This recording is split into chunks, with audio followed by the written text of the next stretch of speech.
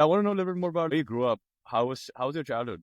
Yeah, I had a pretty untraditional upbringing in many dimensions. My dad's from Connecticut. My mom's from Illinois. My dad's parents came straight from Sardinia, Italy.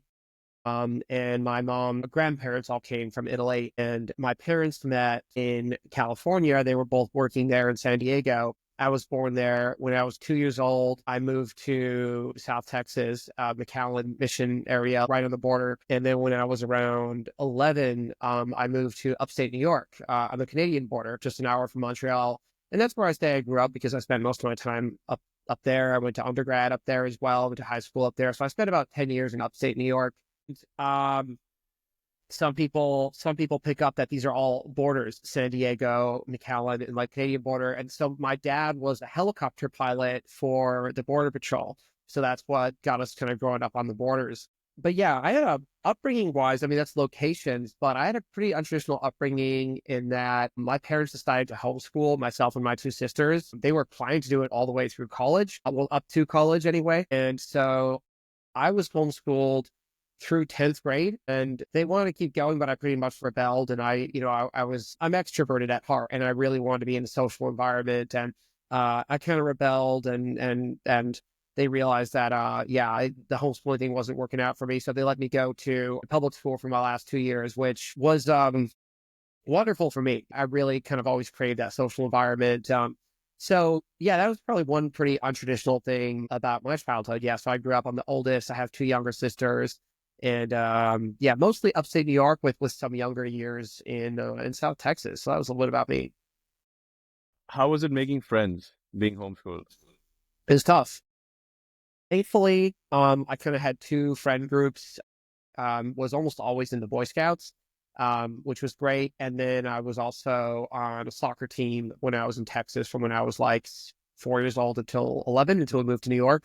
So at a super young age, that was pretty much my friend group. But yeah, all guys mostly because yeah, then soccer team and Boy Scouts. So it was different. Yeah, those are my two outlets. But and then this is kind of different, but I guess you could say I was quite a nerd growing up as well. This is a whole other dimension we could get into. Wire up all these transistors, resistors, and make all these different kinds of projects. You can make like a radio receiver, a radio transmitter. It had like a light sensor on it, so you could build something where you kind of like change the light and it makes sound that changes based on the light to kind of teach electronics.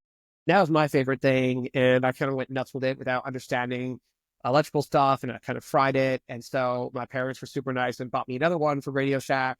And when I was listening to the beginning of Kevin's episode, I really resonated with what he talked about. He was always taking things apart and trying to put it back together. And my mom loved antiques. So she used to love to go to like all these garage sales and look for antiques and stuff. And I'd be with her and I'd be super bored. So I'd always ask the people that ran the garage sale, like, do you have any broken stuff, broken electronics? And they'd be like, yeah, they just assume nobody wants it, right? But I would buy broken telephones or different things, for like $1 or two. And then I would like be all excited. I'll come home and like best case I can fix it. Worst case, I have a whole bunch of components that I can use to kind of build other stuff. So I got really into kind of electrical components and stuff. And then when I was 11, my grandma sent me a broken computer. And when I got it, it worked, and then it stopped working again. And my dad was like, "Well, let's like open it up and see if we can figure out what's wrong." And, turns out it was just a cable, like a $7 cable, and we fixed that. I could use it again. It was a DOS computer. But then I got into like building computers, and then did you ever use AOL Instant Messenger? No, no, no. It's kind of like, I mean, the closest thing today would be like Discord, I guess, but there was this whole old school world of instant messengers, ICQ, MSN stuff, but a lot of people in the States used AOL Instant Messenger. And so I started getting on that when I was like 12 or 13, and they had chat rooms. And so like there's these different topics. And so I joined the computer chat room and just to see what people were chatting about. I met some really interesting people there and had some experiences that kind of led me down this kind of tech journey. What would you say were benefits, pros and cons of being homeschooled for you? Good question. Well, cons were definitely, now I think like homeschooling is an implementation, right? It's like a program that, you can implement, right? So every family does it differently. And I think like most things, it's one of those things that like it can be great, it can be not so great, and it really depends on the implementation and the needs and interests of everyone involved, right? The parents, the child, everybody. And so I'll be honest, like I didn't love it from a social perspective. I really craved a lot more social interaction. I really, you'd see on TV, like what it's like, people go to school, they get to see their friends every day. They have all these activities and diversity of classes and teachers and stuff. And for me, as someone more extroverted, that was really appealing. And so I think the biggest con for me is like, I did not have that social need met for a long time. And that was probably the biggest negative. And frankly, openly, probably a delay in a lot of social development skills, right? Like if you're only at home the whole time, you're not putting yourself in different contexts where you're going to learn social skills. So I think I was probably at quite a disadvantage there, and probably built up a Did you lot of feel my, that? Did you feel that during high school or like early years of college that yeah, you couldn't yeah. communicate? Yeah, as a matter of fact, I mean, a lot of once I got to, frankly, high school and college, like, unfortunately, my focus was not academic learning, it was social learning, because it was like the first time that I had access to an environment where I could do social learning. And so, yeah, there was just building my whole mental models for like how people work, how groups of people work, how people perceive different things, how people think differently, how to respond to things appropriately, how to make sense of things that I saw or observed, like I had a lot of social learning to do. And like that, that kind of became my priority above academic learning for some time because it was just such a new environment for me. And thankfully those were some of I mean, I had incredible years. Like one of my best friends from college that I met like 20 years ago, we were on like video calls the last 3 nights. We're still like super good friends. And so like I just made some wonderful friends in college and stuff like that, and high school friends too. So, anyway, going back, so then some of the cons were definitely so kind of like it postponed a social development, I think. That gets paired with its own kind of teenage angst and whatnot. But then I would say one of the biggest positives that I didn't come to appreciate until later is a growth mindset, particularly when it comes to belief in the ability to learn new things. I didn't really realize this until I was working in DC and I had some colleagues that I was working with, and they were like, hey, I think I want to learn whatever, basic UI, UX, or I want to learn HTML or CSS or something. And they're like, what do you think about this master's course that this, university is doing? And I'm like, what? I was like, you can learn this stuff in like a weekend or two. Like you don't have to go to a university is probably one of the worst places to do this. Like a classroom is one of the worst environments to do this. You learn by doing, you don't learn by looking at a bunch of PowerPoints and listening to somebody talk, or you learn by trying and iterating. Like to me, it was like, hey, like I'm going to watch, it's like, I'm going to watch all these videos on how to build a bicycle. Like I'm going to spend 2 years watching videos on how to build a bicycle, right? Or how to repair a bicycle. And like someone else, or how to ride a bicycle. Imagine that, right? Like, how do you think you learn to ride a bike? You read books on how to ride a bike, or you get out there and you fall a few times and you have some people that know a few things and you read and you figure out what do you suck at and you work on that and then you learn to ride a bike. So I think there's so many like tech skills the same way. And I'm like, where does this idea come from that you have to go to a classroom to learn these technical skills? It, to me, like extremely inefficient. So I was shocked that a lot of people seem to have this idea that you have to go to an academic institution in order to acquire skills. And that was very foreign to me as someone who didn't go to an academic institution until I was 15 years old. So I, because I was the oldest around sixth grade, my mom was like, hey, I got to focus on your sisters. You can read. Here's the books. Here's the homework, like do what you need to do to prepare for and pass the tests. Right. And so I was like, okay, like, true, I can read, I even had dial-up internet. I could learn to pass the test. Right. So I learned that I didn't need like a teacher figure for several years. So I think that, that growth mindset, I think I can attribute some of that to my upbringing, and that was nurtured, which I really appreciated, and I think that's what gave me the confidence to go do new things that I have no experience in. So I think that's one of the biggest pros for me, from my personal experience. This is a very important point because a lot of us have grown up with, well, in school environments, but also around parents that are kind of helicoptering around, right? And like kind of making sure that they're in control of their child's learning, or trying to help them as much as possible in figuring that out, and kind of like being behind them. I mean, I can say that for myself. Like during school, my parents were on top of everything that I was trying to do as well in school, and like it definitely helped. I mean, it was very supportive, right? In some ways, it helped me feel like there's someone that I can always ask for something. But when I kind of went to college, I realized there is no one that I can really ask for certain situations in life. And I need to figure some things out by myself. So like it was very hard for me to figure out how to develop a growth mindset by myself. And it came by trying small things by myself and seeing if I can do that or not. So I feel like you were kind of almost taught to be self-reliant at a very early age, it seems like. Yeah. So it's like, what if you didn't have that early on, and you see a lot of us like in our like late 20s or early 20s that are now like trying to build that, what would you say like you should do if you haven't really developed that mindset? Yeah.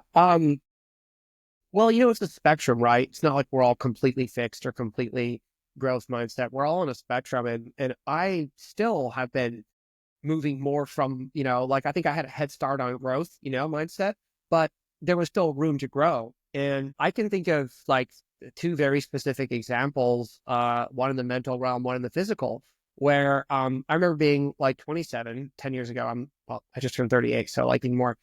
But I remember, yeah. So physical example first. I remember years ago, my buddy. Well, I remember he hiked Kilimanjaro, and then he was doing CrossFit all the time. And I was like, oh, like I didn't work out in my teens. I didn't work out in my early or mid 20s.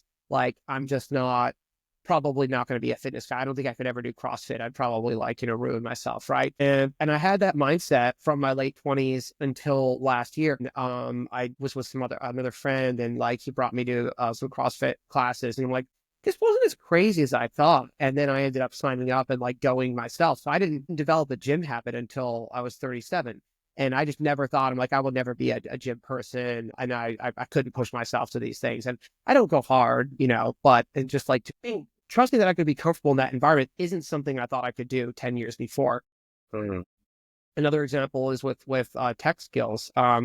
So I learned to code a little bit, just kind of on my own, but I was never like great. And I remember my mid 20s trying to learn these new JavaScript frameworks like Angular on the front end. And I was like, oh my gosh, like I don't understand JavaScript. Like I can do basic Python, and I was just like, took so much time to learn, and it took me so long to get basic things together. And I'm like, I'm never gonna be able to like code something in a modern JavaScript framework like Angular or React or Vue or whatever. And so I'm like, I just kind of gave up on that, and I didn't code anything front end. I didn't even try for like 8 years. And then AI came out, LLMs came out, right? ChatGPT, where you're like, well, if I have someone that has a lot of knowledge and I can just ask them nonstop questions and they don't get bored with me, then, maybe I can understand concepts, like help me build my mental models around something before I even try. And so I started using ChatGPT just to like explain technical concepts that I had a hard time grasping before. And then I'd be like, can you write code and can I run this? And I'm like, okay, cool. I can suddenly, I don't know how to do this, but it just made a little React application. Cool. And so using these LLMs kind of like made me think, well, maybe I can tackle things that I never could before. And then, what was it, like mid to end of last year, two huge things in the developer world happened, which was the large language model Claude 3.5 Sonnet came out. And that is just so much better at coding than GPT or any other. It seems to be on many benchmarks one of the best at coding.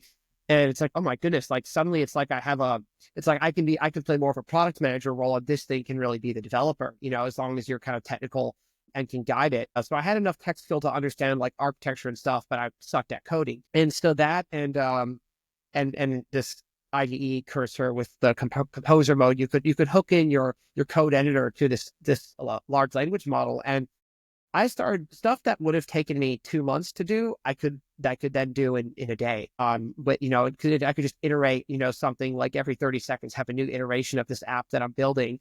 And I'm like, wow, I don't actually have to write the code anymore, but I understand the code now by doing it and by seeing AI and looking at it and all that. I was able to learn a skill. So now I can like sit, do screen shares with my front end developers, and like look through JavaScript code if we need to, And so it's like I just kind of picked up that skill that I thought I would never really be able to do. And it's just you're learning by doing, but it's a combination of watching and doing. I think AI can help a lot, even cooking. I never really cooked, and I didn't have like frameworks or models for understanding what makes good food. Well, how do you think about how many degrees? When do you bake? When do you broil? When do you grill? What kind of stuff goes in there? What are these concepts? What's caramelization? It's like the tech world. You hear all these terms, you don't know what they are.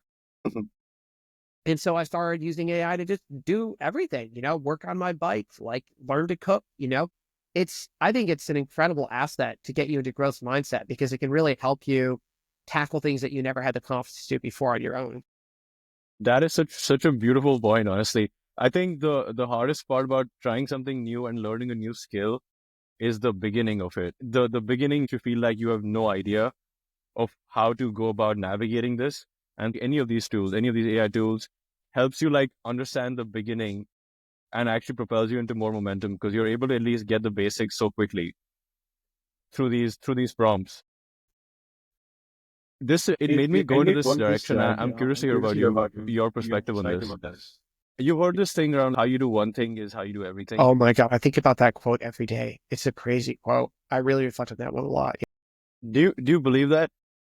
I more and more, I believe it. I do. And I believe more and more of it every day. And you know what? It's a challenging thing to believe, not from a faith perspective, but we look at where our habits aren't as great or as optimized as we want them to be, and whatever it is for people, right? Maybe we're snacking on things we don't want to snack on. Maybe we procrastinate, whatever, right? And it's scary to self-reflect and think, shit, if this is how I do this, like, is this how I do everything? Is my, how I'm doing in this part of life, does that affect every other part of life? But you know what? I do believe that more and more. And it's kind of, and believing in that is kind of forcing me to kind of like examine all parts of my life and being like, where do I think I could be doing something better? Not so much for this, because does it matter? It probably doesn't matter, but it matters in that, like in discipline. It matters in building self-discipline, right? And I believe that discipline that you develop in one area of life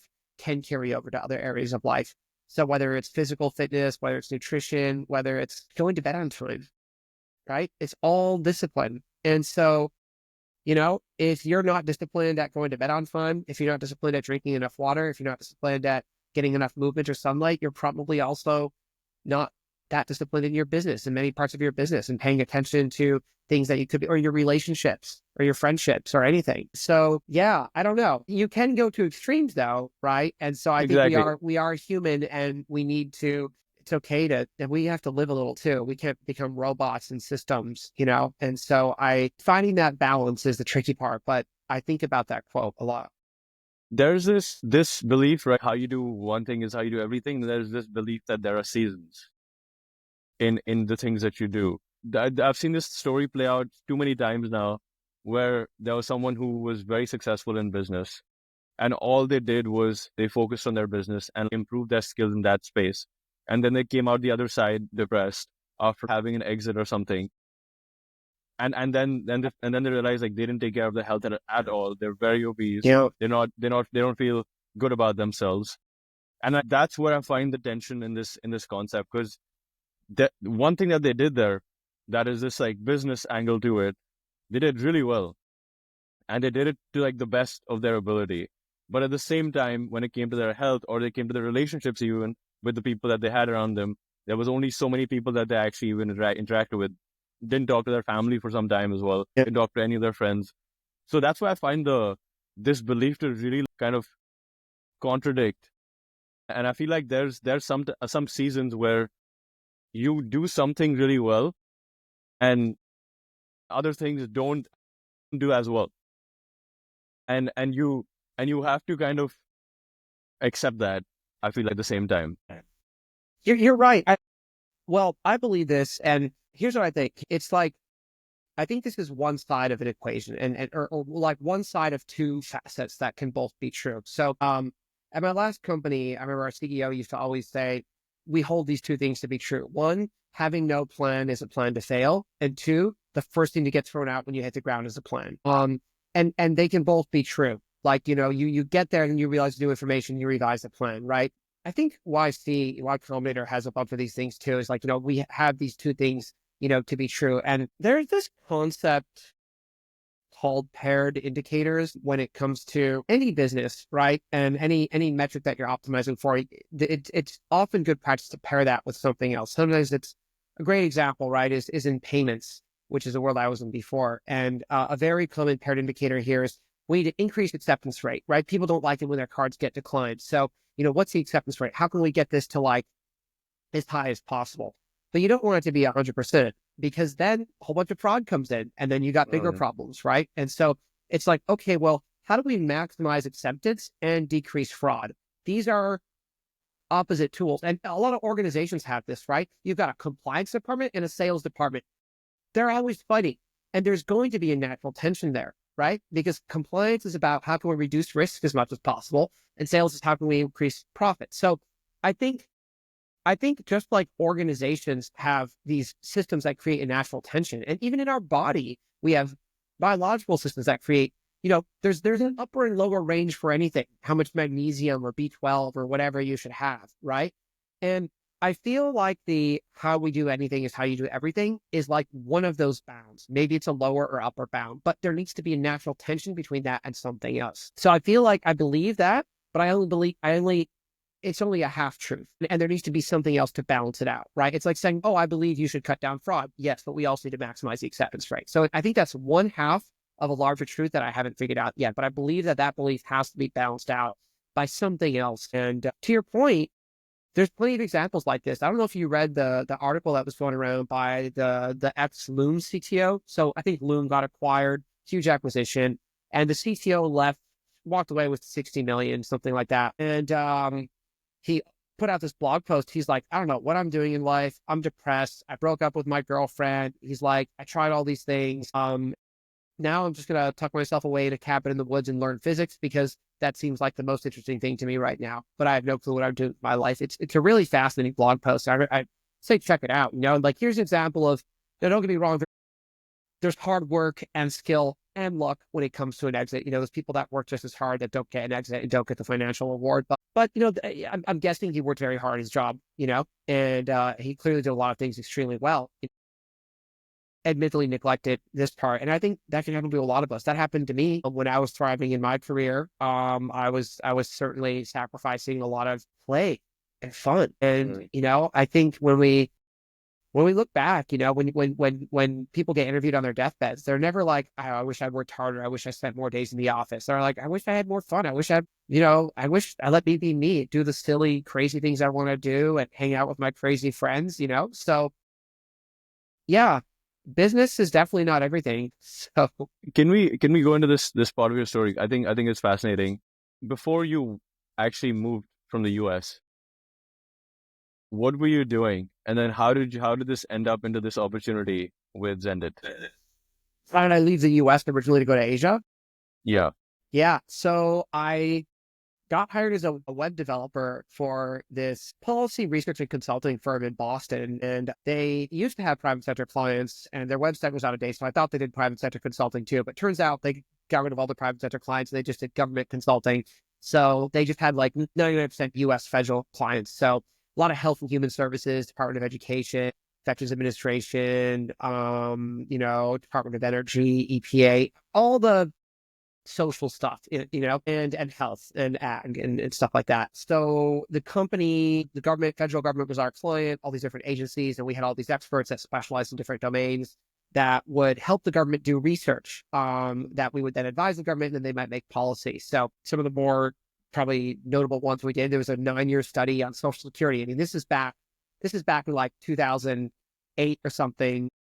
The Social Security Administration paid us, I think it was $190 million over 9 years to do a test with 1 million Americans, 500,000 in the control group, half in the treatment, to say, hey, if we, instead of making it so your Social Security benefits just drop when you start making whatever, what if we made it so that you can go back to work and you only lose 50 cents of Social Security benefits for every dollar you make? You're like, oh, okay. You would think it's not a bad hypothesis to test that people would be willing to work a little bit for some more income.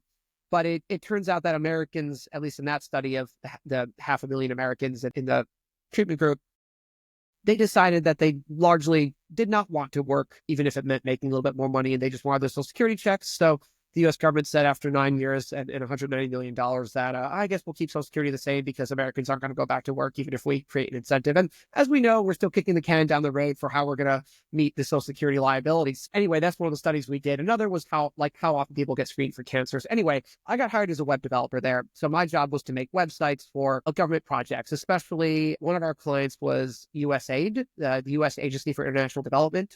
And so that's the primary vehicle by which the United States gives a bunch of aid funding, like non-military aid funding to mostly Africa and Latin America. So, we help with all sorts of stuff.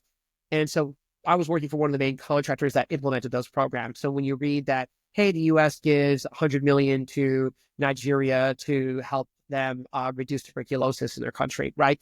That money actually goes to a consulting firm like the one I worked for. We set up an office in Nigeria, we hire a bunch of locals, and we work with the Nigerian Ministry of Health, and we work together on a program. And so I would just make the websites that talked about these, and then that led to data systems. And then I started helping out with more and more stuff. And then I started traveling internationally. So my first work trip actually was Nigeria. I did some stuff with the Ministry of Health there. 3 months later, was in Kenya and Ethiopia doing similar work. And I kept going to Africa to help roll out these health projects with the Ministries of Health out there.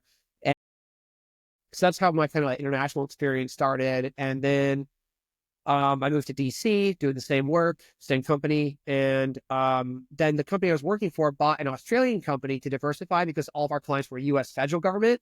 And they very smartly, if you look at what happened the last 2 weeks when USAID effectively kind of got paused, they were like, we should diversify and not just have our whole company rely on U.S. government contracts. So they bought an Australian consulting firm that also had the Australian government as a client. And so just like the U.S. gives a lot of money to Africa and Latin America, Australia gives a lot of money to the Asia Pacific. So Papua New Guinea, Philippines, Indonesia, Fiji. And so I was lucky enough, my boss gave me the opportunity to go down to Australia and meet our team, our counterparts down there. And we just hit it off, and they started asking me to help them out on a project in Indonesia. So I started going down there. And then on my 28th birthday, I was in Indonesia on a 2-week trip, and they asked me if I wanted to just move there and join them and transfer from the US to the Australian company, but working in Indonesia with the Australian embassy as my client. And so that's what brought me to Jakarta, Indonesia. I was doing technology consulting for this Australia-Indonesia project. And that's what brought me to the region.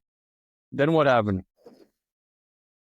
Then I got really bored and jaded of the sector. It was fun when I was doing it in the US because I'd have multiple clients a week. Like Tuesday, I would do something for the Department of Education. Wednesday, I'd do something for the EPA. Thursday, I'd do something for USAID, Uganda. Thursday, I'd be doing something for the Department of Justice. And I love the diversity and cross-pollination of the stuff that I could learn across projects and countries. But then when I switched to join this project in Indonesia, I had one client, the Australian Department of Foreign Affairs and Trade, right? I was working, and I was only working on one country on one project, where I had so much more diversity before. And I kind of got jaded because, I don't know, I could go on to the whole thing of why I'm jaded from the development sector. But let's just say that I felt that I could have a lot more impact with way less investment on the private sector side. And so while I was in Indonesia, I met the CEO of Xendit, which was the first Y Combinator company in Indonesia. And when I met them, they were just 4 people. They hadn't even closed their seed round yet. They just finished up YC, moved out to Indo. And I just we actually, I didn't even know he was the CEO at first. We just started talking about JavaScript frameworks for the first hour. And then we were just nerding out about other stuff and kind of became friends. And then I was getting more and more jaded from my government consulting job. Yeah, I actually had an offer to move to Australia because I was like, oh, maybe I could switch things up. That could be more interesting. But then I was like, oh, it's still going to be the same client, same kind of work. And the client was a lot of fun, by the way. It was just for me, I needed more diversity of stuff. And so then the Xendit founder, Moses, he's from Australia, and he's like, he's like, hey, I'm Australian. He's like, let me tell you why you don't want to move to Australia and you should quit your job and join us instead. And so, it's like, all right, I'll do it. And so that's what led me to, I mean, I've been thinking about it. And of course I got my decision-making inputs from multiple sources, but, yeah, I decided to quit the consulting job, and join this little seed stage startup. Yeah. Whereas there's 20 of us working in a living room in Indonesia. It was super fun. What were you feeling at that moment when you were like, okay, now I'm going to be living in Indonesia? Like when I first moved to Indo, Yeah, it was that was real. the first country you decided to move to and like live, right? Yeah. Yeah. I mean, I've done like, 2 to 3 week trips in other countries, but I've never like been in another country for more than a month or lived anywhere else. So the timing was really good for me. And, yeah, what was going through my head? A couple things. One, before I moved to Indonesia, I mean, I moved around a bit in the US, and then before I moved to Indonesia, I had moved from Boston to DC. And when my boss asked me if I wanted to move to DC and kind of build a team down there, I thought, I kind of like Boston. I love Mass. I love the culture here. I got good friends, and I felt very content. And I was like, actually, no, I'm kind of happy here. Like, I was like, I don't, I appreciate the offer, but I think I'll stay in Boston. And that was my mindset for a while. And I even did a 2 week holiday and thought about it. And I'm like, yeah, no, I think I'll stay in Boston. And then I was on a random plane ride talking to some stranger next to me, and somehow the word, I think, complacent popped into my head. I'm like, wait a minute, am I just being complacent? I'm like, I'm 26 years old and I'm turning down an opportunity to move to my nation's capital and build a team down there. Like, why the hell would I do that? Like, what? And so then once that popped into my head, I'm like, I'm moving to DC. And so I did that. And at first, I didn't think I would like DC because I did a trip out there and I'm like, oh, that's all suits. Like, I prefer Boston. But I went down to DC and I met the funnest people and kept meeting the funnest people and kept having an incredible time. And I felt like it was so much fun. It was so fulfilling. I mean, everything was going, it's just every part of my life was upgraded after I moved to DC. And I was like, what the hell? This is crazy. And I was shocked at how much I was enjoying a life I almost said no to. And so when the offer came, or the verbal, like, hey, do you want to move to Indonesia? A couple things went through my head. One, I almost said no to DC, and look how fulfilling that was. So I was in more of a yes man mode. I'm like, I gotta be Uh, like, imagine if I said no to DC. Wow. Like, so how can I say no to this? Moving countries is the next step. Like, I've moved cities, I've moved states. Moving countries is kind of the next step. I'm a curious person. I want to grow and throw myself in different environments. And I was, a big part of my thing, I had a lot of student loans, from undergrad and grad school that I had to pay off. And, so when I was, that was always my biggest expense, more than rent. I would always put more for student loans. And in 2014 is when I finally paid them off. And, with that out of the way, I thought, oh, okay, I don't actually need a big salary anymore, Um, and so when I got the offer to move to Indonesia, I assumed I'd be taking a huge pay cut, right? I'm like, salaries in Indonesia are lower. And I'm like, okay, but so is the cost of living, and I can live with housemates again and whatever. So I was prepared to take a huge pay cut, for the experience. And then I was kind of shocked when I later found out, like I said, yes and stuff. And then I went to Australia for a week and, chat with some of the colleagues there. And they're like, yeah, and of course they'll take care of your housing and stuff. I'm like, what?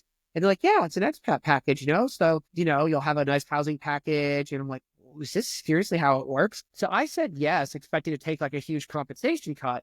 And then I learned that quite the opposite happened. I, had a cold bump. And I was like, this is weird. And then I learned about this whole kind of like weird expat local kind of bifurcation in terms of compensation thing that was happening. uh, And that was always kind of weird for me too. And yeah, but anyway, that was their incentive to keep you.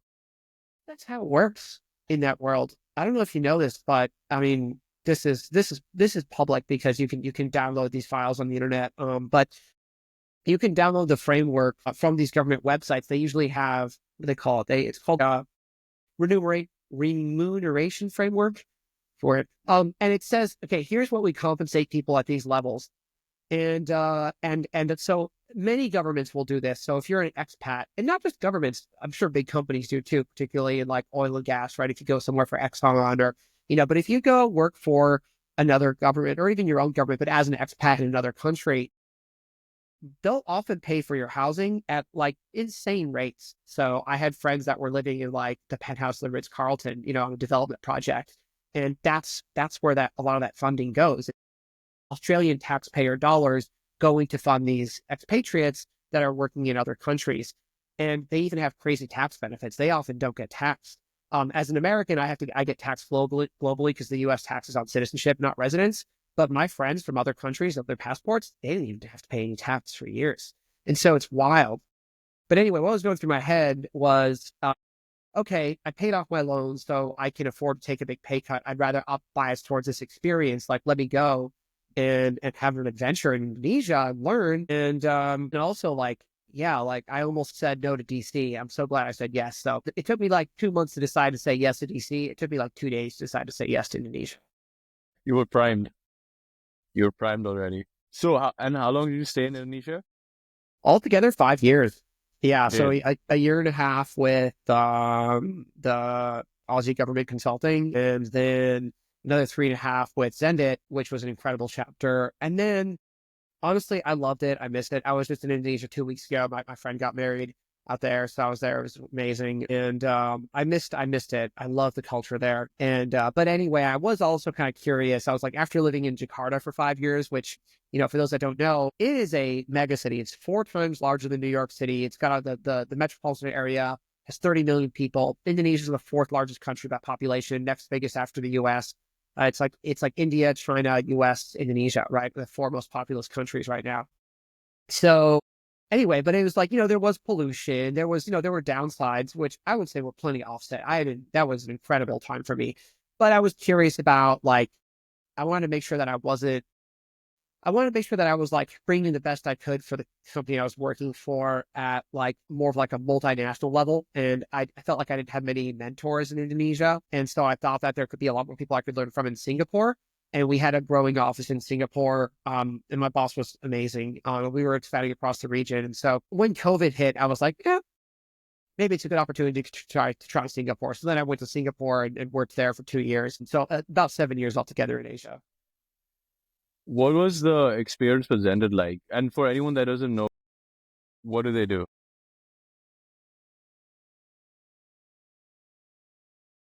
Every country has some of these, which is they build the infrastructure that connects pretty much the payment or checkout experience on any app or website that you're using to the financial network. So in the US, that's often Stripe. In Europe, it's often Adyen. In Asia, there's Xendit is one of the biggest now. I think we're in like 6 countries.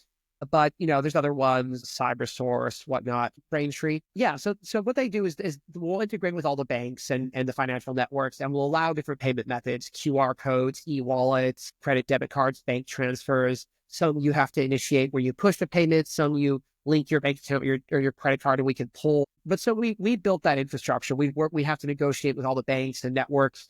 We would build the interfaces. So for developers, that was SDKs and APIs to charge credit cards and move money. And then for just your everyday entrepreneur, we would have plugins for Shopify or WooCommerce where we'll power your checkout page and let your clients, let your clients pay however they want to, which it's interesting because like in the States, everyone just uses credit or debit cards that work online, right? In Europe, same thing. Plus, you've got like SEPA, you've got like an ACH system that works across most of Europe. In India, you've got UPI. It's super integrated. But in Southeast Asia, it's super fragmented. And so every country has its own payment methods. Incredibly, it's evolved a ton now. I mean, what they're doing is wild, especially between countries.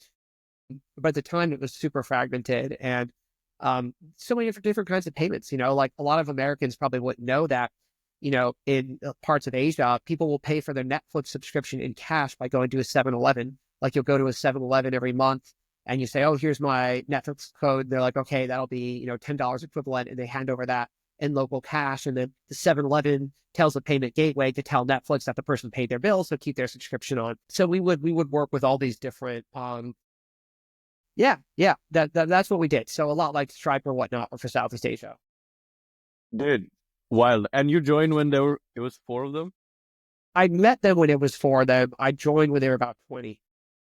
And then what happened by the time you had left? Like, I talked about a lot about this, talked about this with a friend as well. There's this concept that I've kind of like been playing around with called privately best. So it's like you have these people that are public figures. You think of Satya Nadella, you think of all these guys who are like now public figures that are out in front, the CEOs of the companies. But then a lot of the company that's actually built is by these people that are privately doing all the things that show them off in the public. Um, and so I call these people as like the privately best people. Like they are people that you won't really see. They'll be the ones behind the scenes doing everything. And you seem to be like have been a pretty core part of this company through its growth during these years that they were growing. So what was happening when you entered, and then through the 5 years, how did Xendit evolve? Man, it was one of the coolest journeys I've ever been on. When I joined, I knew we had APIs. I guess I knew we had like a dashboard we had a handful of customers, not a ton. And, I just knew that we moved money a little bit, right? And I was just trying to understand I'm like, well, what products do we have? What do we sell? And it's like, everyone's got their own internal terminology. And I'm like, well, I'm kind of technical. Let me just try to understand, like, what APIs do we have? How are people integrating with us? And I went around talking to different people, like everyone, they knew about this API endpoint. This one sends money. This one receives money. This one creates a virtual account that people can pay. And it was like, is this like documented anywhere? And there was no clean like API reference, or like it was all kind of all over the place. And I'm like, well, let me understand what's here. So I kind of made our first Postman library. Shout out Indian company, awesome company, Postman. Although the product has gone a bit downhill, but I've been using it for like 15 years before, and that's what inspired me to learn APIs. And I'm like, all right, this is our product, and then and I just tried to understand stuff. So first I kind of came in and did a little bit of knowledge management. There was all this knowledge that was in people's heads, and so I kind of started documenting stuff not just for internally but for the public. And so like worked with the CEO, got a new website online. What do we actually do? What are our products? And we didn't have titles, I didn't for the longest time. I did whatever we needed. So some days I was trying to code, some days I was writing docs, some days I was pitching to banks, trying to get them to give us a merchant ID so that we could, onboard merchants and sellers without having to let them know who every single seller is, because that slows it down, right? It's like we couldn't accept credit cards when I joined. So that was kind of one of my first jobs. Like, hey, we're a payment gateway. We don't accept credit cards. Like, build this. Here's a contact at Visa. Here's 2 devs that can help you out. Go. And so it's like, all right, we got to build bank integrations. We got to negotiate these terms. We got to do fraud detection. We got to think about how do we scale this over time? How does it show up on the dashboard? How does it show up on the checkout page? How do we do it securely? What licenses do we need? Whatever. So it was, at first it was like, you do whatever you need. You code, you sell, you manage, you fight fires every day, and in my first year, we only hired like 10 people, I think it was like, we closed our seed stage. That was before I joined. And, I think we went from like 20 to maybe 35 people the first year. And we were all just working in a living room. The founders lived upstairs. It Wow. was super, super Hacker fun. house. Oh, it was so fun. Yeah. And then that's the first year. But then when you left, what was ended at that time? Yeah. So, from when I had joined seed stage, 20 people, we had gotten, and working in a living room in Indonesia. When I left, we had operations in multiple countries. We had we passed 1,000-person headcount. We raised our Series D. We had raised over $500 million altogether. It was insane. I mean, we got to a point where we were hiring 20 people a week. I mean, it was insane. It was so insane. Wow. And I moved to head of product. I was kind of the first product manager. I did whatever was needed. I had different titles, but I did whatever was needed. I was like officially head of growth for a while. I helped build out our account management team and hire some sales folks and kind of structure that. And then it was focused on, user experience a lot. And then my CEO told me that, he wanted me to be head of product and our CTO. And I felt that was the most appropriate for me, because I was across everything, but I was like too extroverted to be a full-time developer. And frankly, I didn't have the skills, and I was too nerdy to be a full-time salesperson. Like, I can't just be selling. I have to be building. but I can't just be building. I also have to be like seeing how customers like it. And if it's like, so product is perfect for me. You get to do everything. You get to nerd out at the most technical level with engineering teams, everything, how you design the APIs, the database structure, the internal architecture of the services, which is really fun. It's like building your house. And then you get to go be like, how do we frame this? What do different industries and different countries, what do they call this? Like, what are their problems? What's the language they use? How do I localize this? Was super fun. How do you sell this differently in different countries to different stakeholder groups? It's different if you're selling to airlines versus churches versus trampoline parks, but they all need to accept payments. And so you get to learn the industry lingo of all these different verticals. It was super fun. Dude, I want to ask you this question because early on in my experience, when I started working with a startup accelerator when I moved to Austin. And it was one of the most gratifying experiences, but one of the things that I picked up really quickly was what not to do as a leader. Because I saw situations where I knew that people were not happy with decisions made. To frame it back to you, what do you feel like you learn about what not to do? Yeah, a lot. And there's so many dimensions. I learned a lot you're probably asking, I'm not sure, about like maybe more in kind of like the people and business side of things, but I learned a ton at the architecture level for how you architect systems. And I would just highly advise anyone, like, first off, if you call yourself non-technical, that's not an excuse, doesn't matter, especially today. Like, learn enough that you know how to talk to your developers and understand architecture, understand like where are servers, what's powering them, how do they connect to the internet, how does the public internet connect to your servers, what are the different layers there, okay, what applications are on top of those servers, how do people interact, like how do people access the mobile app, the web app, the API, the voice bot with AI, it doesn't matter, right? But just understand the interfaces and touch points between you and your customers, your servers and the public internet, and everything in between. And you can make decisions up front and think about how your product will evolve over time, how you want to change things. And you'll never get it right, but really think and brainstorm with other people about, what if we want to do this 2 years from now? What can we do now that'll save us that down the line? I remember talking to someone at Twilio a long time ago, and he said that they had at the time 800 engineers, and 400 of the engineers at Twilio were full-time focused on bug fixing and maintenance. Wow. That sucks, right? And I think that's representative of a lot of engineering time at a lot of companies. And can you just imagine if you were more effective? What if you were twice as effective at architecting systems so that you only needed 25% of your engineers doing maintenance instead of 50? That's like having 25% more resources to build like client-facing like impact and new features that they want. And so I think so many companies, and look, Elon kind of showed this with X, like how do you lay off 80% of people and increase product velocity, right? Just strictly looking from that perspective, like if there's other dimensions to think about, but strictly looking at like product velocity, product volume shift, and reliability, insane. And I think so many companies are like this. And but it requires, you don't want to do what Elon. You don't want to have to lay off 80% of your workforce, right?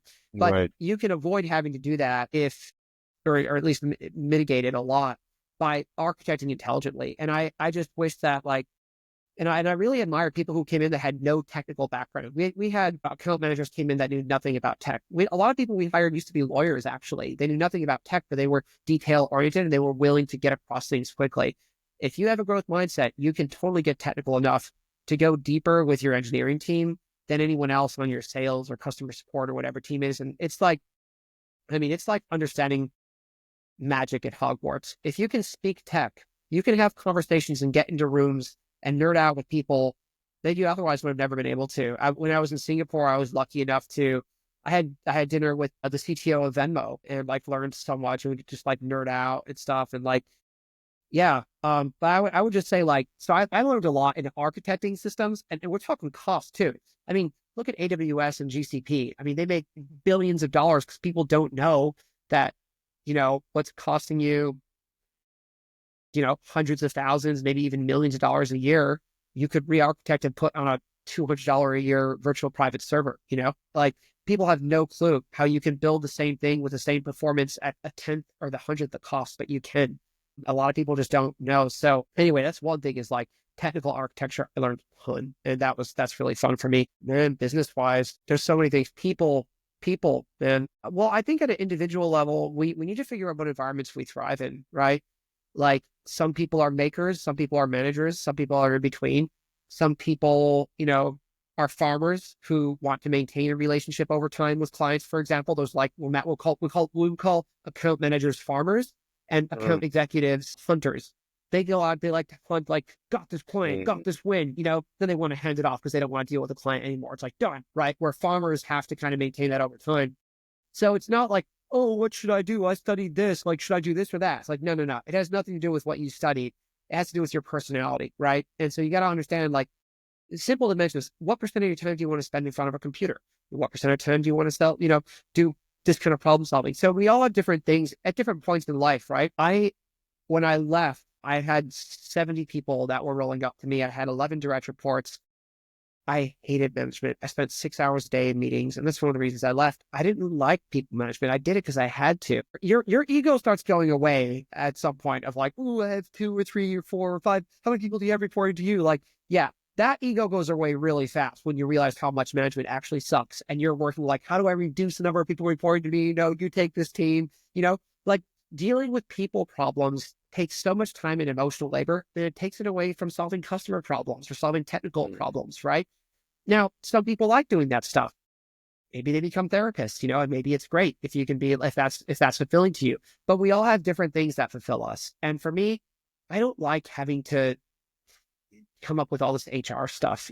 I had to do had to come up with compensation frameworks and promotion frameworks and how much equity and cash do you get and who's allowed to promote you. And you're working with all these constraints, and it's freaking hard, and you're keeping people happy. So, that was like my job satisfaction went, the higher up I went in the company, the lower my job satisfaction was. I I want to build products and delight customers. I don't want to manage a bunch of people. I don't want to manage a bunch of stakeholders. So, one is like knowing what do you like and doubling down on that. Everyone's different. You just have to listen to what you need and what you want. And I talked to other founders that, some of them were VC backed. They even had to exit, and now they're doing bootstrapped companies or doing like small community rounds. They don't want to have, VC rounds. They don't want to have it like worry about the exit and under all this pressure to IPO. I had one who had a successful exit, very successful exit, to, I think like a S&P 500 company. And he's like, started his own company now. He's like, not dealing with VCs is one of my favorite things about being a bootstrapper, being a lifestyle entrepreneur, Anyway, so yeah, like you got to figure out what works for you. So that was one of my big learnings, like what not to do. Don't stay in a role that drains your energy because you will burn out and then you'll have to recover from that. And that sucks. So whatever it is, do you. We can all tune into what our inner passion is and what really makes our heart sing. And if we're thinking instead of feeling for too long, we need both. We need to think and we need to feel. But if we're just like, I think this is the right thing for me to do because this percent of people that are in this role do this and get that much money, blah, blah, blah, and I want that. That's fine for some situations, but like, how does it make you feel? I think that's the most important thing. Because if you're not intrinsically motivated by your work and what you're doing every day, even if you do make a bunch of money, you're going to be miserable. And that's no way to live. The whole reason people go for money in the first place is because they think it'll make them happier. But clearly that's up to a point for relieving stress. That's true. If you can't pay the bills, if you're struggling, if you can't, provide for yourself or your family, and then money makes you happier because it eliminates stress. But at some point, money stops eliminating. It's like a parabola. It's like, oh yeah, it's eliminating stress. Oh shit. Now more money, more problems, right? There's a cutoff. And so you got to stop going for money and you got to start going for like, how do you want to live your life? What makes you happy? So you asked this question to yourself as you were deciding you want to stay. So what came up for you? There's many times that I've sacrificed money for mental health. The first was when I quit the government consulting job. So they had paid like 50 grand for my housing for a year. And then when I quit halfway through, they're like, well, you owe us half of that back because, like we paid for your rent. And I knew that was going to happen. I knew I would have to pay, around 20 grand just to quit, that I'm not going to get back. Like, all right. And I'm glad I had that precedent because I did it again with Xendit. Yeah. Also, like if you're at I would say, like, if you work to understand equity compensation, work to understand how options and shares work, if that is part of your compensation, it can be really interesting and it can be very dangerous. Singapore, for example, has this law called the deemed exercise rule. And what that means is any equity grants, option grants that you get, which aren't shares, they're just options to buy shares, meaning an option to spend money in the future with no guarantee of ever being able to sell. When you leave Singapore, they have this rule called the deemed exercise rule that says, we will deem that you would have effectively exercised and sold all of these options, even if they're unvested, even if they're unexercised, even if you never get the chance to exercise or sell them. We deem it to be exercised and sold when you leave Singapore. So you actually have to pay this exit tax, which for me ended up being 10 months of my salary. So for me to legally leave Singapore, I had to pay 10 months of my salary to the Singaporean government, regardless of if there was a liquidity event, regardless if I ever got to sell any of those shares. And Wow. they value shares differently than the way the US does. So they value based on what's in the bank account of your company, not what seems to be the fair market value the way the Americans do, which is the 409A. So, when I was in Singapore, we raised $300 million Series D. So the Singaporean government's like, oh, that's the money in the bank. So Joe's shares must be worth this, as if he could just cash out anytime, which I can't. Wow. Now, thankfully, I had 3 accountants. I talked to 2 tax lawyers. I got it all figured out. And at the end of the day, I had to pay more to the US anyway, which is why I didn't make a big fuss about it. If I wasn't American, then I think I had to pay more to the US government anyway, and I could just offset some of that. So I'm like, okay, I'll pay this to Singapore and I'll pay this whatever. But that was scary and that was stressful. But anyway, so another thing, like learning, understand equity, understand if you're a US taxpayer, understand the pros and cons of an 83B, which, can save you a lot of money, but can also screw you. So I signed papers where I was like, all right, I'm going to sign these papers to pay all the taxes on this equity grant that still has to vest for another 4 years. And TLDR, what happened was I signed this paper and I volunteered to pay the US IRS a bunch of money that I thought could have a return in the future if I stayed with Xendit for 4 years. But then when I decided to leave Xendit, I knew that if I left, that all that money I paid the IRS would be a complete loss. I could never recover a dollar of that. And so I lost 20 grand. I chose to spend 20 grand to quit my government consulting job. I chose to lose much more than that when I left Xendit. Wow. And it was because I knew the money wasn't making me happy. I had to be in an environment that was important for me, where I felt like I could be myself and where I could work on what I wanted to work on and where I could drive my vision. I guess another learning, even as head of product, where I had the whole design team rolled up to me, like 15 people there, and like, I don't know how many product managers, 30 or something. And then, even with all that, I still wasn't building my vision. I was building someone else's vision.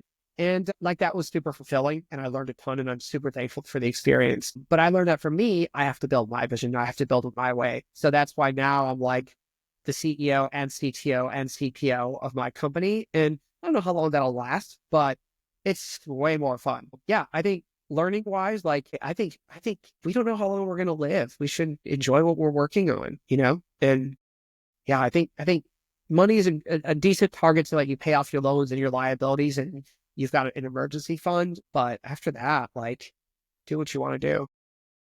You've seen that graph of across time, how much time humans spend on specific facets of their life, like work is one, time with their parents is one, time with their kids is one, spouse is one. Have you seen that? It's scary, sad. What does that make you? I mean, one of the lessons right there is about work and how much time we spend at work. So it better be something that we genuinely enjoy doing, obviously. But what was the decision that made you start AncestryPass? I want to reflect on what you just said about that chart real quick, Yes. though, because you know what I've learned? The word work has very different meanings to different parts of the population. I'm learning, particularly in the US, particularly in Austin, to a lot of people, work is something that you're forced to do against your will because you need money, because of all these bad forces that are acting. From that perspective, work is a necessary evil that they really don't enjoy, despise, and a lot of them just decide that work isn't something that most people get to enjoy. And unfortunately, that's maybe true. That actually may be true. But then those people, if they're too much in that mindset, they don't understand why someone would want to do more work. And then you have the other side where work is not something you do for money. Work is a form of self-expression and creativity. Because let's look at musicians. Like, for a lot of musicians, unfortunately, it can become work. Like maybe what happened to Avicii. It became work. He hated touring. He just wanted to stay home and make house music and hang out with his friends. And instead, it became work because he signed contracts that pushed him to do things he didn't want to do. And that didn't end up well for him, right? So, it's not about how much money you're making. It's like, for him, his joy is in making music. And then it became work. And I'm guessing he despised it probably as much as a lot of people who don't like their job, whether they're working retail or it doesn't matter. It's just like suddenly it became something you don't want to do and you kind of feel like you're forced to do. But then there's work for other people at different times, right? I don't know, maybe you're Taylor Swift. She seems to enjoy what she does, maybe not all the times. There's dark times, right? But even then, even in the dark times, she would express herself through her albums, through her, like maybe it was her, but it was a creative outlet. So like, Taylor Swift didn't pick up a guitar because she's like, I want to be a billionaire someday, right? She picked up a guitar because she loves playing guitar and she loves singing. And there's a whole bunch of people that they love painting, singing, drawing, writing, and designing products, building products, architecting homes or huge buildings or airports. Like, everyone has their creative thing. And it just so happens that for a lot of these creative hobbies, if you sign some papers beforehand and agree to show up to some meetings, you can get a paycheck for that hobby. That's work for a lot of other people. And I've been extremely fortunate that the work that I found when I was in web development and consulting, and architecting and building products and selling, that was stuff I was passionate about. When I was doing those things, I was reading books about how to do those better. I was talking to people, be like, how did you do it? And I was passionate about it.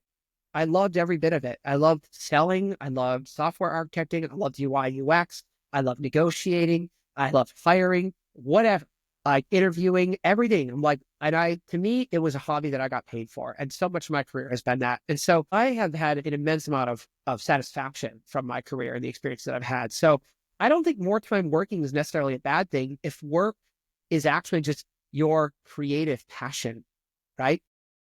For some people, work is just, you just signed a paper and now you're getting some extra bank transfers, but otherwise it's really not that different.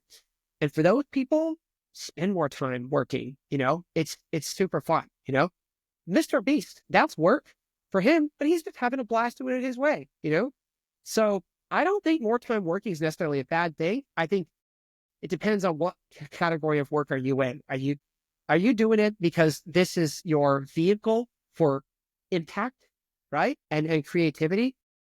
Or are you doing it because you feel like you have to? So anyway, I think that distinction matters a lot when it comes to work. That's super important. It's a reframe that a lot of people can make, though. It's a mindset, again, like a belief of how you do one thing is how you do everything. Is work is just this way for me to cash out checks versus work is something that I can actually enjoy doing and actually express myself in some ways. I think in the conversations that I've had with a lot of people that are, I'm at UT Austin right now in a part-time program, and I've met a lot of people that are, 18, 19, 20, 21. There's this wanting to actually do, like the desire to actually find work that is genuinely fulfilling, but the lack of idea or the confusion that I don't know what that is. And it's this like lack of feeling purpose in life because of that as well in some ways.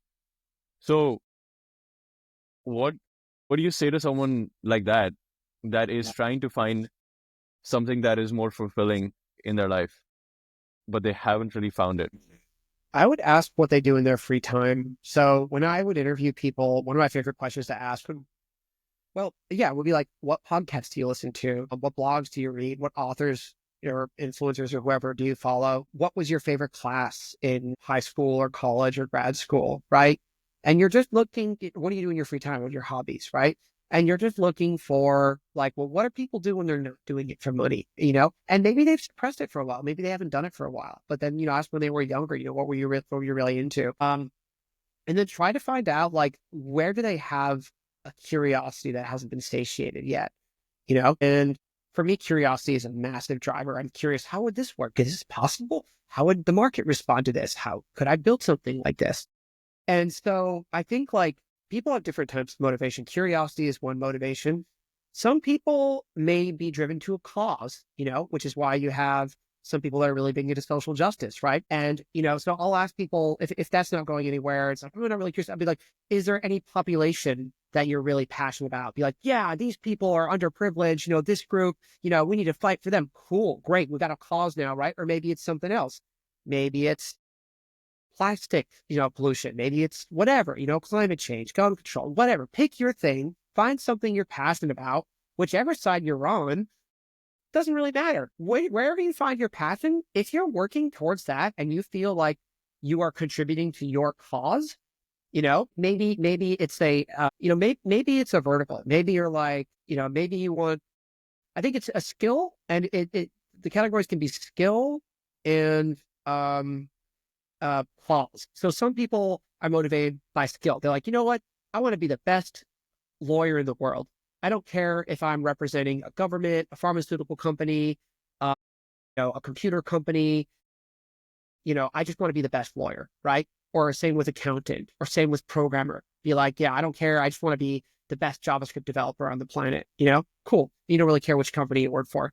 Then there's people that it's about a cause. Be like, I want to clean up plastics in this ocean on this coast. I don't care if I'm working for a law firm, if I'm working for a government, if I'm working for a private sector or nonprofit. I don't care if I don't care if I'm doing government relations or business development or, whatever. I just want to be working on the cause. So I think people like, I would ask people like, what's been driving you so far? Is it curiosity? Like, hey, what if we do this? Is this possible? Or a cause, right? So like a cause, a skill, something, right? But we all have different, like some people achieve a disproportionate amount of life satisfaction and joy from mastering a skill, right? Other people get it from working towards a cause. We're all different. There's no right answer. But I would say try to find that, try to hook into that, and then just start hanging out in those communities, join some groups, join some, I don't know, a Reddit or a Discord channel, or follow some people on Twitter, see what's interesting, start following, start interacting, ask genuine questions, not because you want to influence this person, but because you're like, well, you're excited about this and you want to learn more. First guy I hired, I found on Twitter, actually. He was funny enough living in Ethiopia at the time. And I was looking for a guy who was nerding out on very specific technologies. And then I found this guy. He's from Louisiana, but he was working in Ethiopia. And then he tweeted that he's moving to DC. And I was working in DC. And I'm like, dude, let me hire you. And like, I like interviewed him while he was still in Africa. And then like, as soon as he hit the ground, like he got married. And then like 2 days later, I was like, he was in with my boss. I'm like, no, like we got to get you. And, it's because he was just like, that was his world. He is like, he loved nerding out on the stuff that is exactly what I needed in a skill set. So just double down on look at what you do in your free time and start getting into that community more. Dude, I love that you said, well, I love all those questions. And right now you said he was in that world. And I feel like the question I ask people is, what is the world that you want to live in? What does that look like? And that tells us so much about the things that they really want to put out there and the things that they want to be involved with, because that's the kind of reality they want to see. And I really find that even questions like, what do you watch on YouTube? Like, what do you spend your time watching on YouTube? Content. Yeah, like what content really draws to you? And sometimes the answers are very funny, but they tell you a lot about what is it that you would do when no one was around and you were just by yourself. I want to get into this part of your life so far, which is like now been a huge part of it, which is building AncestryPass. But before that, you moved back to the US. Yeah. and you moved to Austin.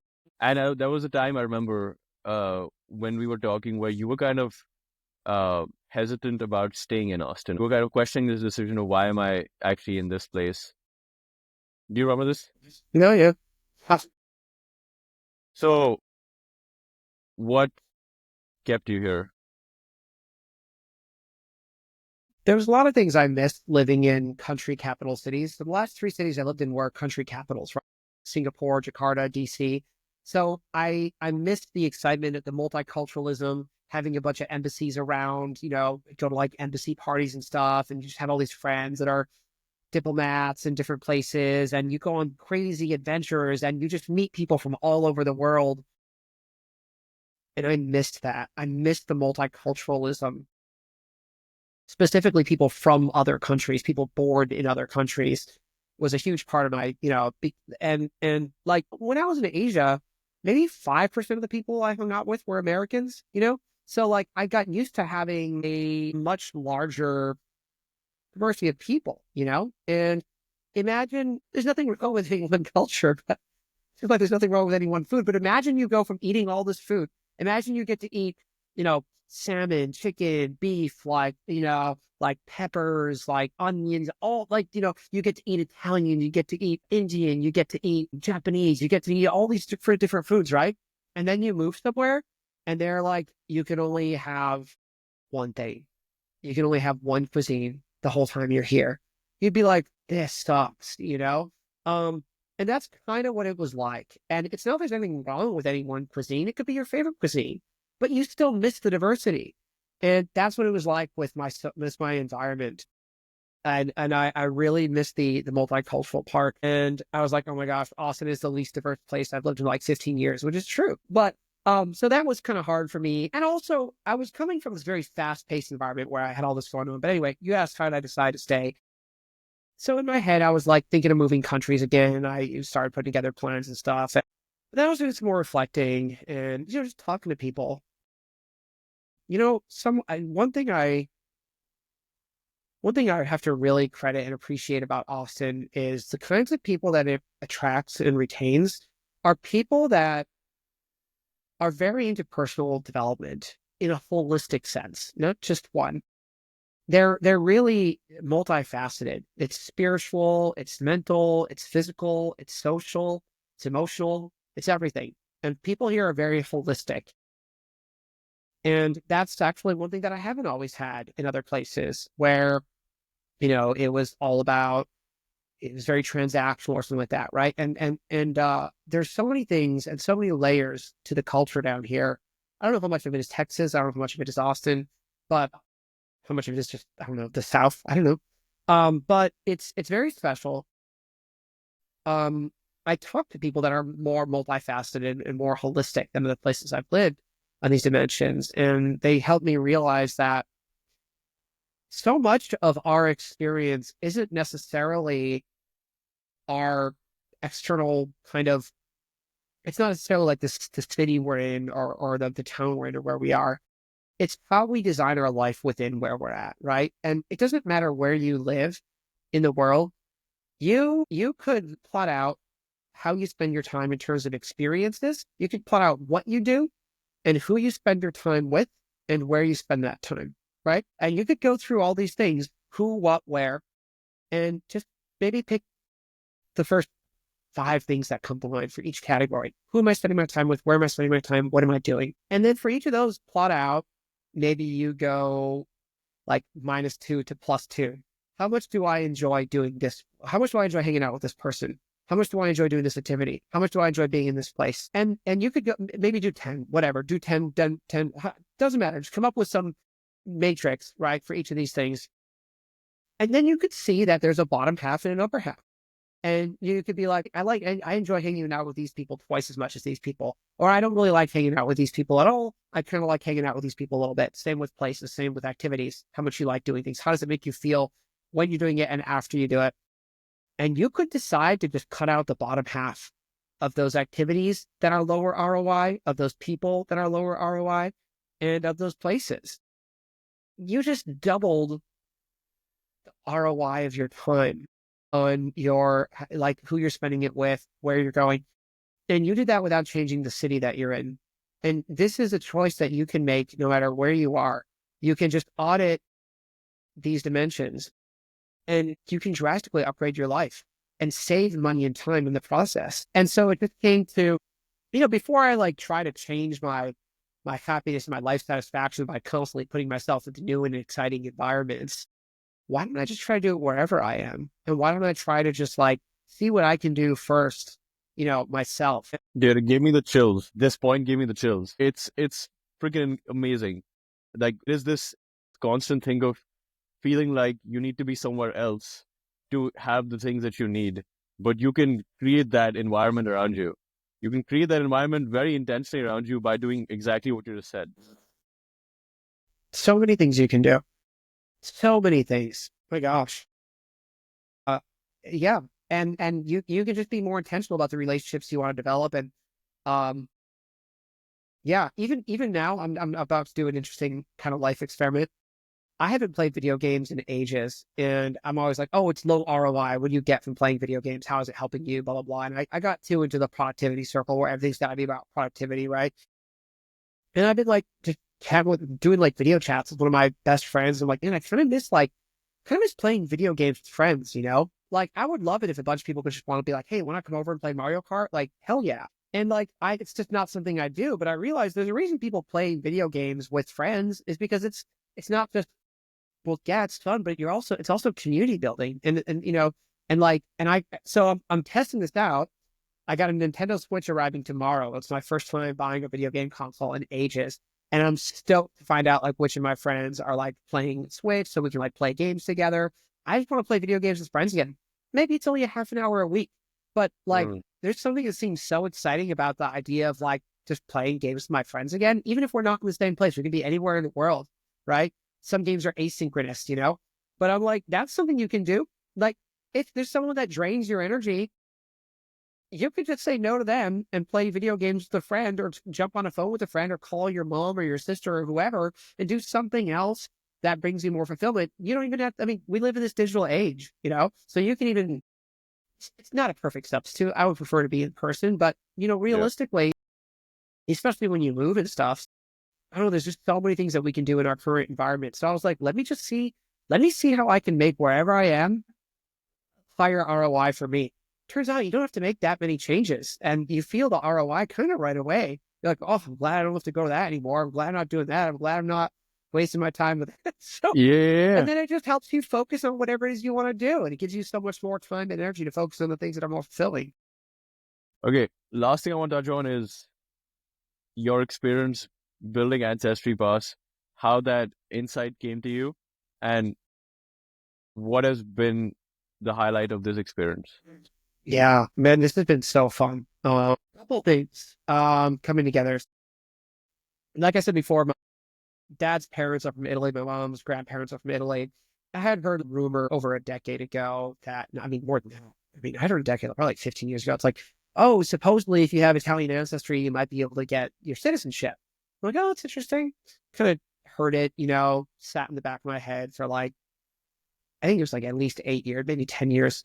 I say 8 because I think I one time put it on, I think it was like my like 2010 New Year's resolution. It's like, oh, look into Italian citizenship is like a bonus thing. I didn't even do a Google search, but so then I was living in Indonesia and my roommates were European. They were French and German when I lived in this house in Jakarta. And they're like, hey, can I, pay you the rent with Revolut? This fintech app, kind of like Venmo, but more international. And I was like, and I was working at Xendit at the time. I was working in fintech. So I was all in the fintech, I wanted to use all the apps and stuff. And I was like, oh my gosh, like Revolut's available to people in Europe. It's available to people in Asia, but it's not available to people in the US, but people with just US citizenships. And I got FOMO. I'm like, how come like so much of Asia and Europe can use, and I think LATAM too, so much of the world can use this cool app and I can't because I don't have the right passport. Don't get me wrong.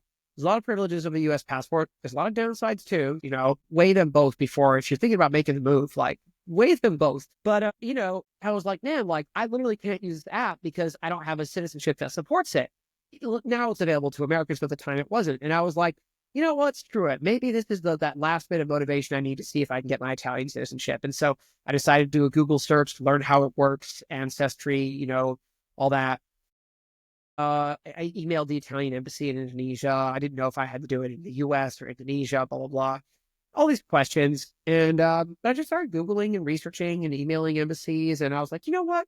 Let me see if it's possible. I don't even know what the route is. Do I go to my dad's mom, my dad's dad's, my mom's dad's mom? I don't know. And, but I was like, let me just start and see what I figure out along the way. And I thought it'd be kind of like a fun, this was a curiosity driver thing. I didn't really need it. I didn't need to use this app. I had Wise, which I use more anyway. Wise is an incredible platform. So I didn't need the app, but it was more curiosity. Like, I want to learn about how governments work. Let's learn about across government stuff, And I had done 6 years of government consulting before, I'd been taxed in 3 countries. I learned a bit about governments. I used to work I had embassies as clients and stuff. And so I learned a little bit about diplomatic networks and stuff like that. So I started building this mental model of how governments work, intergovernment stuff, federal levels.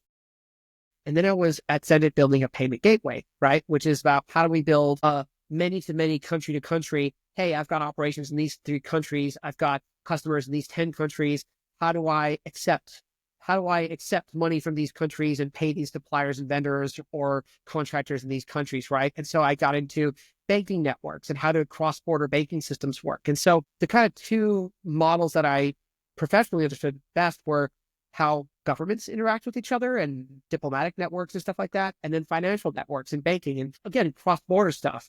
And so I was like, what if I could make a government gateway? I did government consulting and a payment gateway. And just like Stripe made a gateway, they were a facilitator between businesses and financial networks. What if I could build a government gateway to help people interface with governments, just like Stripe did for that world? And so I find a lot of similarities, right? And it's a lot of people, especially when you're doing cross-government stuff, it's tricky. How do you pay? Like, I don't know I'm sure a lot of you have gotten visas for other countries. And there's a whole bunch of different stuff. Sometimes you got to get stuff notarized. You got to send documents around. You got to find some website. You got to do a payment. They only support these payment methods. Like, sometimes it's in a different language, like, woof, so I think there's a lot of opportunity there for a gateway that helps people interact with governments across the world. At Xendit, we did domestic transfers, like, okay, Indonesia to Indonesia, but we did cross-border as well. How do you get money, from Thailand to Singapore or vice versa, right? And so I like the cross-border stuff because you start going between domestic networks within a country, but cross-border. And I think government's the same thing. So I think citizenships and visas are like a cross-border government service. There's domestic government services like a driver's license or a marriage license, and there's cross-border government services like visas and citizenships and stuff. And so I was like, well, it'd be kind of cool. So anyway, all this stuff was coming together. I went through the process. I eventually got my Italian citizenship, and I realized I did it all from Indonesia. I didn't have to go to the US. I didn't have to go to Italy. And yet I had to get all these documents from Italy. I had to get all these documents from the US. I had to get stuff notarized and all this stuff. And then I was like, wait a minute.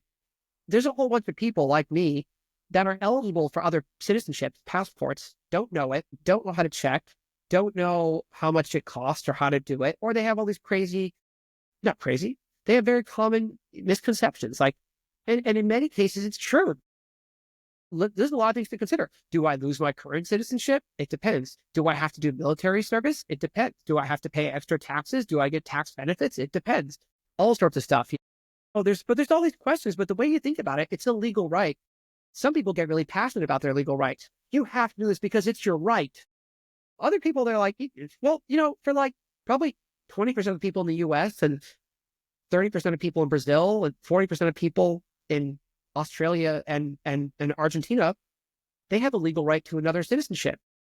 They're just not as passionate about exercising that right because they often don't know. It's like, okay, well, maybe that's not the right framework. Maybe just because it's a right, is it, it's your right to own a gun in the US, but as everyone say, is that a social justice issue that like, oh my God, it's your legal right. Like, how can you turn down this right? Like, it's like, no, that's not how it works. Right. So it's not always that you have a right, but nonetheless, people have a right, whether it's to vote or to in their country or another country, right? And so I think people should be aware of their rights, whether it's provided by your government or another government. And, I think it's really interesting.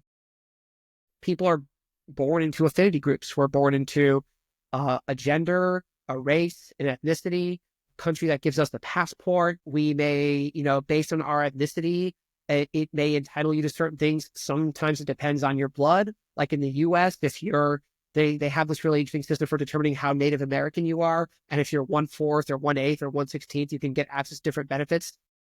And in other countries, your DNA doesn't matter at all. You can adopt someone and transfer citizenship or whatever, uh, and so some it's more about the papers and nothing to do with your DNA. But like, it's like how you navigate this stuff, right? And so I think it's really interesting. I think the whole concept of governments and citizenships is really interesting because it's kind of something that's forced on you at birth. You don't really have a choice of what citizenship you're assigned, right? And then I think it's really interesting how different countries have different attitudes around when you lose citizenship, what triggers that stuff. I just think it's really fascinating. So I'm like, I think it'd be fun to help people navigate this space. I'm like, I want to build a government gateway and I want to, because people kept, once I got my citizenship, be like, hey, can you help me with my ancestors from Poland, Hungary, Ireland, Germany, whatever. Can you help me activate these citizenships and see if I'm eligible? And I realized like they didn't really have a lot of good resources. A lot of people don't want to go back and forth emailing their embassy. A lot of people are too intimidated or don't have the resources to call up a law firm and be like, it's a lot of work. And so I'm like, well, this is a legal right that's available to a lot of people, but they don't know how to see if they're eligible and they don't know how to do it. And the law though is just a bunch of if-then statements. Think about it.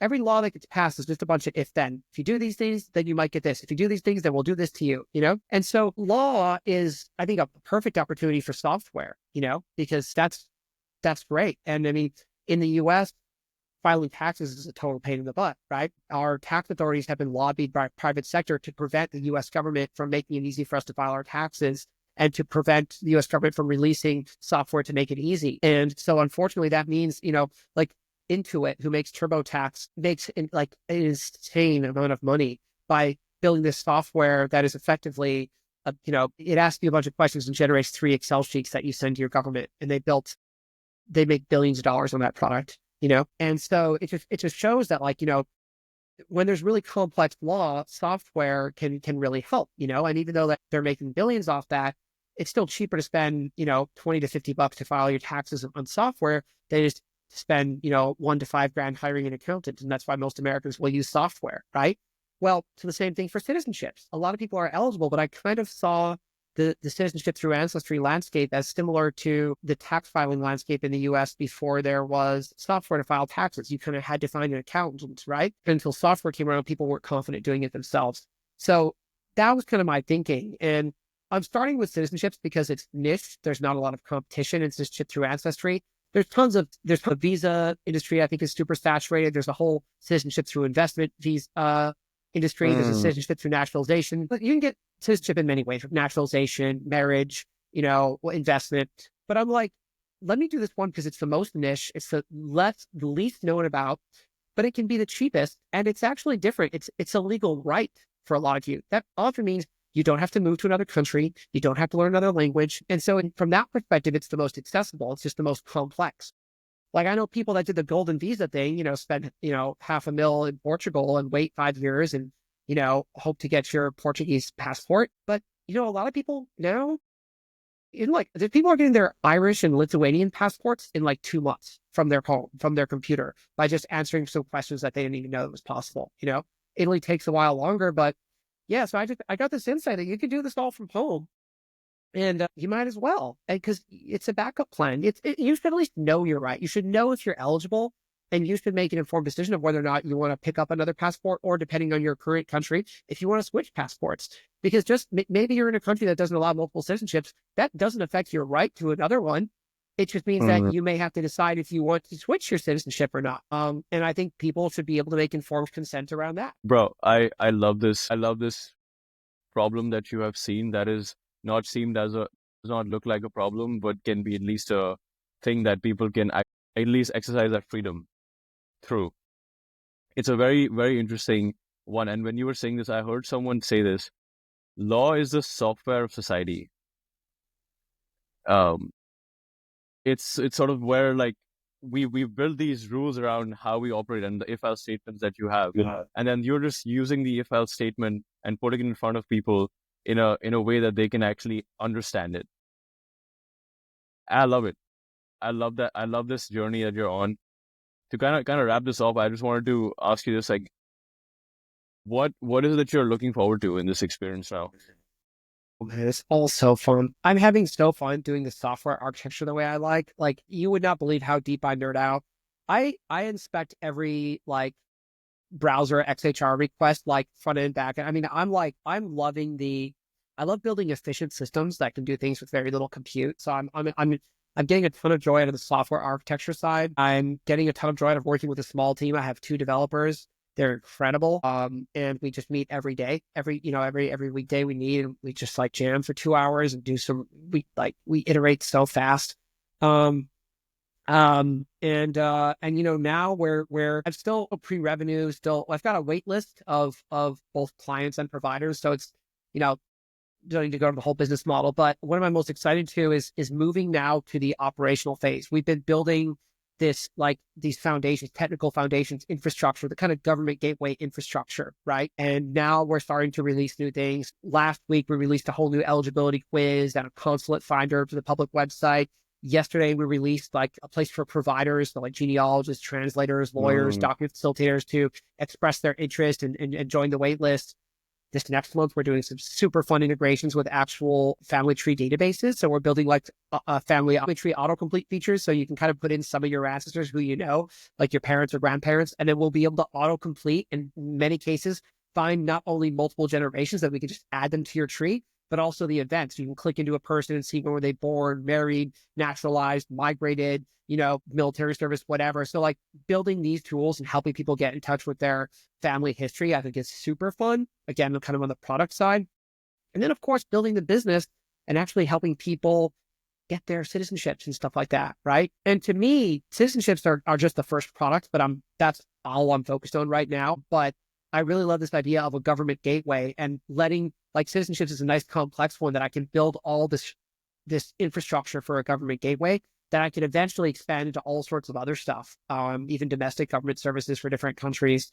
But I'm stoked to be building the software and to be like helping people, and that's both clients and helping them discover and activate their rights, and the whole provider network, especially genealogists. There's so many genealogists out there with so much talent, translators and all these people that have so much skill that is untapped, and they having trouble finding work, and they don't know how valuable their skill sets are. And so I can kind of build this as I can, connect clients to genealogists, small term folks. You don't have to go to big law firms and stuff. That can really, really, really help. I mean, I see there's a ton of demand, there's a ton of supply. It's like Airbnb, in the early days before it got, I don't know, too many fees and stuff, right? But like I've got people saying, please help me with my citizenship. And I've got providers saying, I'm an expert at dual citizenship stuff. I love this. I just don't know where to access clients. And I just want to like bring down these walls and build the best product I can and best experiences I can for both to kind of like let the supply and demand talk to each other. Dude, I mean, this where you're at right now is like such a consistent story, and it makes so much sense of how when you started moving around everywhere, and then went to different countries, and then started working in something that had to work with other countries, with the government and in the private sector. It's all coming together, and it's amazing to see it, man. Like it's amazing to see your journey through this, because it's a very consistent story in some ways, with all the different ways that it's been. It's kind of like it's all coming together to help you make this, and like all your previous knowledge and experiences kind of come together, which is amazing to see. I just want to say thank you for your time, and thank you for the stories and your attention. I've learned much more about you, and it just makes so much more sense to see why you're so driven by this particular project. So thank you. Thanks so much, Mithak. This has been a lot of fun. My first podcast, and it's been an absolute delight. Thank you. Let's go, man. And also, with all your efficiency, man, you should definitely be part of Doge. You're building the Doge for the world. I'm trying to keep myself focused on this one. That's hard enough, but there's a lot of distractions out there, and yeah, man, a lot of good stuff happening. Awesome, man. Thank you.